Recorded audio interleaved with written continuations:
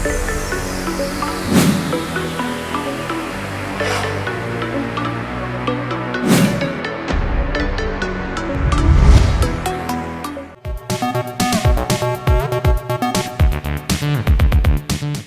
Hello welcome to best of day. మరి ఈ రోజు మన బెస్ట్ ఆఫ్ డేలో కొత్త విషయాలతో పాటు కొన్ని ఆసక్తికరమైన నిజాలు మరియు చరిత్రలో ఈ రోజు జరిగిన ముఖ్య సంఘటనల గురించి తెలుసుకుందాం. మరింత కనీసం లెట్స్ స్టార్ట్ ది ప్రోగ్రామ్.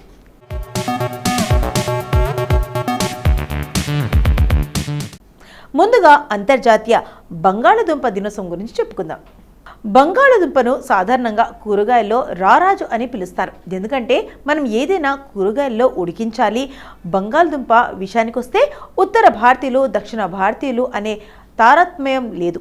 ఇది చిన్న నుండి పెద్దల వరకు అందరికీ ఇష్టమైన ఆహారం. బంగాళదుంప తినడానికి రుచికరమైనది, పోషకాల్లో నిండి ఉంటాయి. ఇతర కూరగాయలతో పోలిస్తే బంగాళదుంపలు చవకైనవి, వివిధ రకాల వంటల్లో ఉపయోగించవచ్చు. బంగాళదుంపలను సరైన పరిణామంలో తినడం వల్ల అనేక వ్యాధులను నివారించవచ్చు. నివేదికల ప్రకారం బంగాళదుంప చాలా ముఖ్యమైన పోషకాలను కలిగి ఉంటాయి. వాటిని సూపర్ ఫుడ్గా మారుస్తుంది.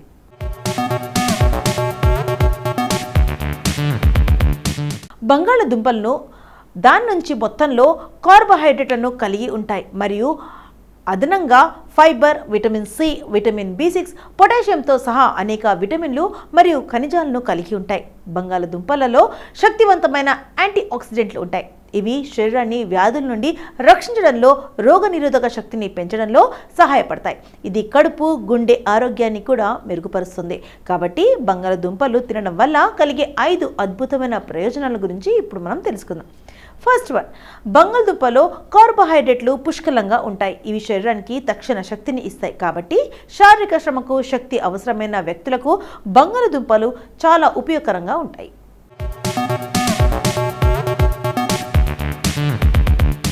బంగాళదుంపల్లో యాంటీ ఆక్సిడెంట్లు ఉంటాయి. ఇవి చర్మాన్ని ఆరోగ్యంగా మెరిసేలా చేస్తాయి.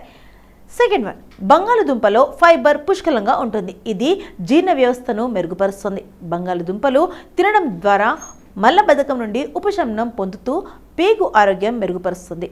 అలాగే బంగాళదుంపలు మోకాళ్ళ నొప్పులను దూరం చేస్తాయి. థర్డ్ వన్, బంగాళదుంపల్లో మంచి మొత్తంలో పొటాషియం ఉంటుంది. ఇది రక్తపోటును నియంత్రిస్తూ గుండె ఆరోగ్యాన్ని మెరుగుపరుస్తుంది. బంగాళదుంపలు కూడా బరువు తగ్గడంలో సహాయపడతాయి. ఫోర్త్ వన్, బంగాళదుంపల్లో విటమిన్ సి పుష్కలంగా ఉంటుంది. ఇది శరీర రోగ నిరోధక శక్తిని పెంచుతుంది.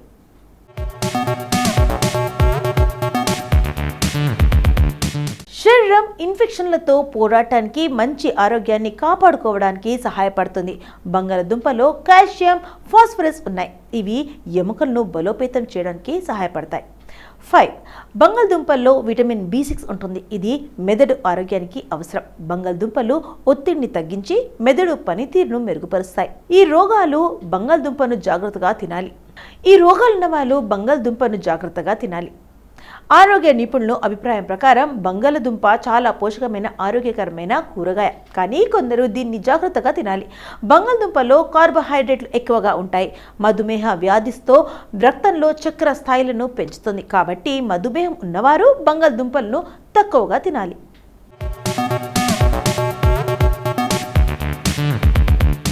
కిడ్నీలో రాళ్లు ఉన్న రోగులు కూడా బంగాళదుంపలను తక్కువగా తినాలి.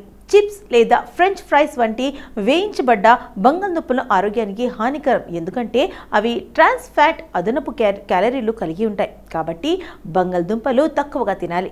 బంగాళదుంపలు ఎక్కువగా ఉత్పత్తి చేసే దేశాల్లో భారతదేశం ఒకటి.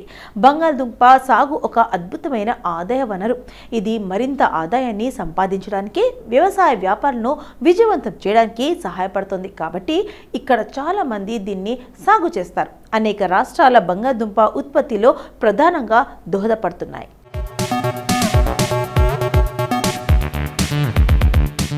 బంగాళదుంప ప్రధాన ఆహారం మాత్రమే కాదు, ఆర్థిక వ్యవస్థలో ముఖ్యమైన భాగం కూడా. వేలాది బంగాళదుంప రకాలు ఉన్నాయి. ఒక్కొక్కరికి ఒక్కో ప్రత్యేక లక్షణాలు ఉంటాయి. అవి తెలుపు, పసుపు, ఎరుపు, ఊదా రంగుల్లో ఉంటాయి. భారతదేశంలో బంగాళదుంప ఉత్పత్తిలో మొదటి 6 రాష్ట్రాల గురించి తెలుసుకుందాం. మొదటిది ఉత్తరప్రదేశ్. భారతదేశంలో బంగాళదుంపల ఉత్పత్తిలో ఉత్తరప్రదేశ్ అగ్రగామి. ఇది సంవత్సరానికి 15.89 మిలియన్ల టన్నులు ఆలుగడ్డలను ఉత్పత్తి చేస్తుంది. రాష్ట్రంలో సారవంతమైన మైదానాలు, అనుకూలమైన వాతావరణం బంగాళదుంప వ్యవసాయానికి అనువైనం. ఆగ్రా, ఫరూఖాబాద్, మీరట్ జిల్లాలు అధిక దిగుబడికి ప్రసిద్ధి.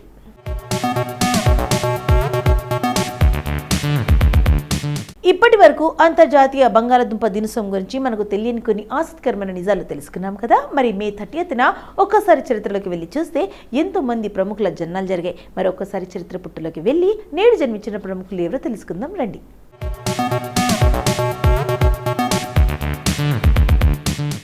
జెన్నిఫర్ వింగెట్ ఒక భారతీయ సినీ, టెలివిజన్ నటి.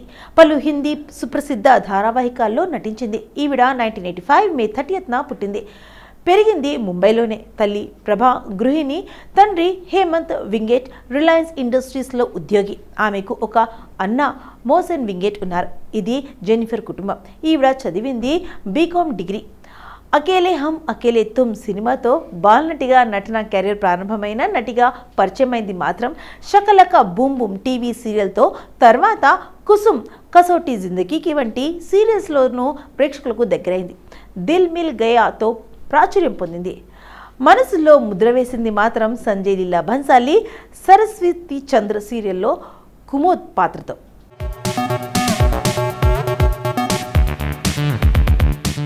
పరేష్ రావల్ భారత చలనచిత్ర రంగానికి చెందిన నటుడు, రాజకీయ నాయకుడు.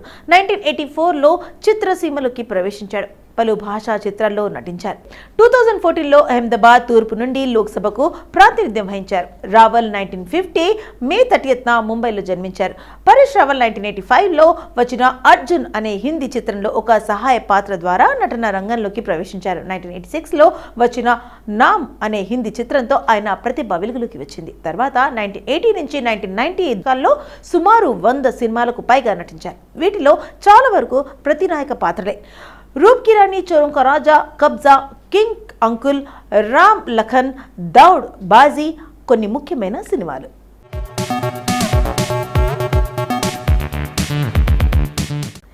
కీర్తి కుల్హారి భారతదేశం చెందిన నటి, మోడల్. ఆమె 2010లో హిందీ సినిమా ఖిచడి ది ద్వారా సినీ రంగంలోకి అడుగుపెట్టింది. కీర్తి కుల్హారి 1985 మే 30న బొంబై, మహారాష్ట్రలో జన్మించారు. 2016లో ఆమె తాప్సీ పన్ను, అమితాబ్ బచ్చన్లతో కలిసి పింక్ చిత్రంలో కనిపించింది. దీనిలో ఆమె నటన ప్రశంసలు అందుకుంది. ఆమెకు ఉత్తమ సహాయ నటిగా ఫిల్మ్ఫేర్ అవార్డుకు నామినేషన్ సంపాదించి పెట్టింది. 2017లో ఆమె మధుర్ భండాకర్ యొక్క పొలిటికల్ థ్రిల్లర్ చిత్రం ఇందు సర్కార్లో ఇందు అనే టైటిల్ పాత్రలో కనిపించింది. 2018లో ఆమె ఇర్ఫాన్ ఖాన్తో కలిసి బ్లాక్ మెయిల్లో నటించింది.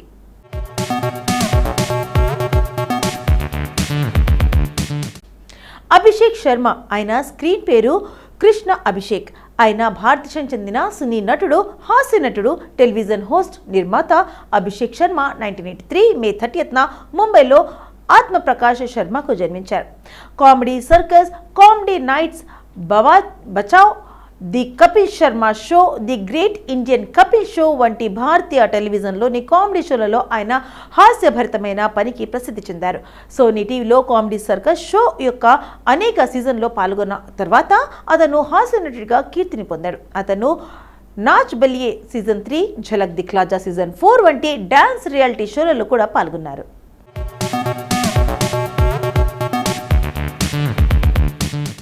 వి రవిచంద్రన్ భారతదేశం చెందిన సినీ నిర్మాత, దర్శకుడు, గీత రచయిత, సంగీత దర్శకుడు, నటుడు. ఆయన కన్నడ నిర్మాత ఎన్ వీరస్వామి కుమారుడు. రవిచంద్రన్ కన్నడతో పాటు తెలుగు, హిందీ, తమిళ భాషా సినిమాల్లో నటించారు. ఆయన బెంగళూరు నగర్ విశ్వవిద్యాలయం నుండి గౌరవ డాక్టరేట్ను అందుకున్నారు. వీరస్వామి రవిచంద్రన్ 1961 మే 30న తిరునెల్వేలి, తమిళనాడులో జన్మించారు. రవిచంద్రన్ బాలనటుడిగా తొలిసారిగా తెరపై కనిపించిన చిత్రం ధూమకేతు. కుల గౌరవ్, ఈ రెండింటిలోనూ డాక్టర్ రాజ్ కుమార్ నటించారు. రెండోది స్వతంత్ర నిర్మాతగా అతని తండ్రి చేసిన మొదటి చిత్రం కూడా. ఈ చిత్రంలో అతను రాజ్ కుమార్ చిన్న పాత్రకు పోషించాడు.